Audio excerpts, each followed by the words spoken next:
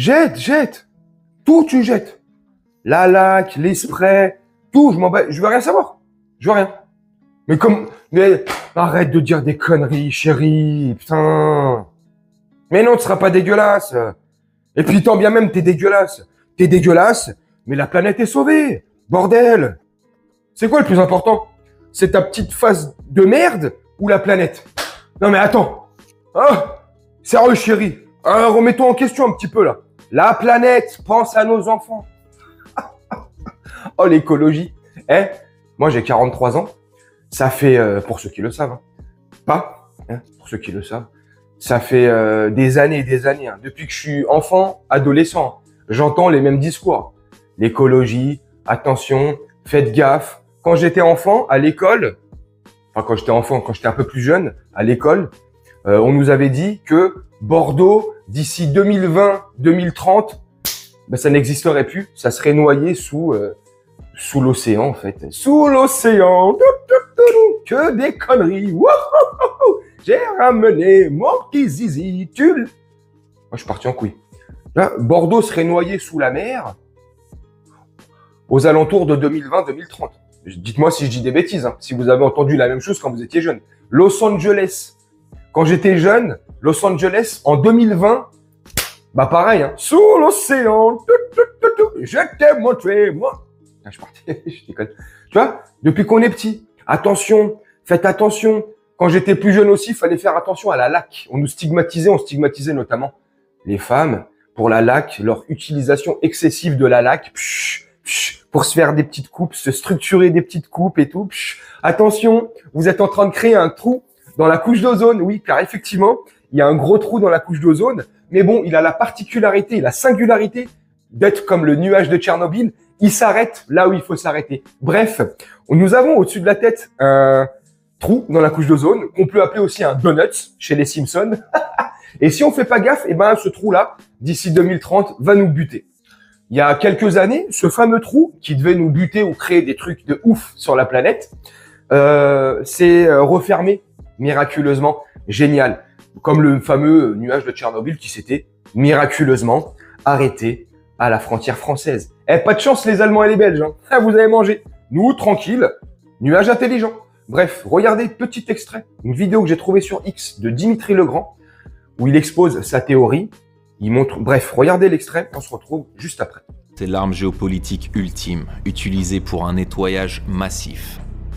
Il chauffe la température de l'océan, pulvérise le ciel et envoie des ondes dans l'atmosphère. Et tout ça est breveté et officiel. Ils font aussi des tests en laboratoire. Le climat n'est pas naturel, il est fabriqué depuis des décennies. Un océan chaud, une atmosphère humide, c'est la pompe du cyclone. La machine parfaite pour effacer, reconstruire et contrôler. Il faut apprendre à voir ça comme des projets, pas des catastrophes. Sinon, vous restez piégé dans le greenwashing climatique, comme l'a dit Peter Thiel. The green thing, I want to say it's the only thing people still believe in Europe. I think environmentalism's powerful enough to create a one-world totalitarian state. Ils ont besoin que ces zones disparaissent, et ils en ont les moyens. Destruction réussie en Jamaïque. Kingston peut maintenant reconstruire dans le cadre du projet Vision 2030.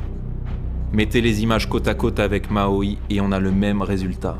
Mais le feu est utilisé pour les nettoyages plus précis. Faisceau bleu, compteur électrique piraté. Tout ça au nom de leur nouveau concept durable. Et à Gaza c'est pareil, mais ils utilisent des armes plus directes. Les conditions extrêmes créent l'urgence et justifient la reconstruction digitale. Il y a un an, c'était Valencia pour sa Smart City. Et avant ça, Malibu pour LA 2.0. LA 2.0. C'est le monde entier qui s'aligne sur le modèle d'un État technocratique. Honnêtement, j'y crois. Alors comment on voit dans la vidéo comme ça, ça peut paraître tiré par les cheveux. Pour ceux qui ont des cheveux, les chauves, désolé, je déconne, tu vois, mais ça tient la route. On peut pas dire que ça ne tient pas la route. Tout a l'air cohérent dans sa vidéo. Quand on voit ce qui se passe depuis de nombreuses années maintenant, les catastrophes naturelles, les tremblements naturels, les incendies naturels, enfin, tous ces petits trucs-là. Et puis, au-delà de tout ça, les coïncidences qui peuvent y avoir derrière. C'est catastrophes naturelles se produisent, bien souvent, si ce n'est 100% du temps, c'est comme ça, c'est pas moi. Bah derrière, il y a un projet de smart city là, cité intelligente à moins de 30 minutes, plus besoin de voiture, plus besoin de machin, tout est dans les villes comme ça, 30 minutes, voilà, 30 minutes à pied, plus besoin de sortir. Les smart city là, les cités intelligentes, je sais pas quoi, à l'horizon de 2030. Los Angeles 2028, Paris 2030, Jamaïque 2030, Vision je sais pas quoi, machin. Il y a beaucoup de villes ou d'endroits sur la planète où il y a ces projets pour l'aube de 2030, mais tout le temps, dans ces mêmes villes où il y a ces mêmes projets, bah, tous les ans, il se passe un truc, bah, comme à Séville l'année dernière, comme expliqué dans la vidéo de Dimitri Legrand, comme à Haïti, comme en Jamaïque, comme à Los Angeles pour les Jeux Olympiques de 2028. Bref, c'est une coïncidence ou pas? C'est du hasard ou pas? Les condensations. Pour ceux qui pensent encore que les avions, vous passez au-dessus de nos têtes, pour la plupart, hein, bien sûr, c'est pas 100% des avions, mais une majorité des avions nous balancent de la merde. On appelle ça des chemtrails. C'est pas de la condensation naturelle.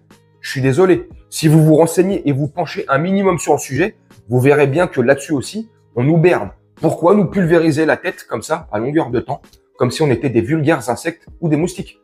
Pourquoi faire? Couplé avec bref, c'est très bien d'expliquer plus ou moins pour ceux qui veulent adhérer ou croire à ce genre de théorie, pour ceux qui appelleraient ça une théorie, complotiste ou pas. Mais en tout cas, il y a quand même des questions à se poser sur le dérèglement climatique. C'est une évidence, il est là, il se passe des choses. Maintenant, est-ce que c'est un dérèglement naturel, provoqué par l'homme? Je sais pas. Mais il y a des choses quand même qui sont bizarres. Et là, on doit se poser des questions et on peut se poser des questions du moins. Surtout quand toute la journée, tu vois pas. Quand le matin, tu sors de chez toi en général, quand le ciel est assez dégagé, pardon. Voilà, bah comme je viens de le dire, le ciel est dégagé. Et la matinée passe, la journée passe, et après, le ciel se transforme en Burberry. Ça, c'est un ciel Burberry. Quadrillé de partout, tu peux jouer au morpion. C'est la Française des Jeux, là-haut. Non, mais c'est comment? Tu vois, donc c'est pas naturel. Me dites pas que c'est de la condensation naturelle rejetée par un avion de ligne qui serait passé par là quelques instants avant. Et tant bien même, la condensation est créée naturellement par des avions selon l'altitude et la température où ils se trouveraient. Mais la condensation, en général, suit la traînée, suit l'avion. Et au bout de quelques minutes, il n'y a plus rien, parce que c'est naturel. Là, combien de traits on voit pendant des heures et des heures, et au-delà d'être un trait, avec le temps, ça fait comme une vapeur, tu sais, ça fait comme un espèce de gros voile. Qu'est-ce qu'ils mettent là-dedans? Qu'est-ce qu'ils pulvérisent? J'en sais rien. Aujourd'hui, on sait, la technologie existe. Avec un espèce de laser assez puissant, tu vises un certain endroit et tu arrives à le faire cramer. Donc, j'imagine bien qu'à plus grande échelle, ça doit exister, certainement. C'est ce qui pourrait expliquer éventuellement l'incendie de Los Angeles l'année dernière, qui était vraiment très bizarre. Donc, je sais pas. C'est en ça où c'est légitime de se poser des questions quand on voit des anomalies. Maintenant, est-ce que c'est naturel ou pas? Dites-moi vos avis en commentaire. Moi, je vais vous laisser là-dessus. Je voulais vous faire part de cet extrait que j'ai vu sur X de Dimitri Legrand. Moi, je vous ai donné mon avis. N'hésitez pas à me faire partager le vôtre, à me partager le vôtre en commentaire. Et puis, comme d'habitude, on va se laisser là-dessus. Je vais vous souhaiter une très bonne journée, une très bonne soirée ou une très bonne nuit. Et puis, on se retrouve très bientôt.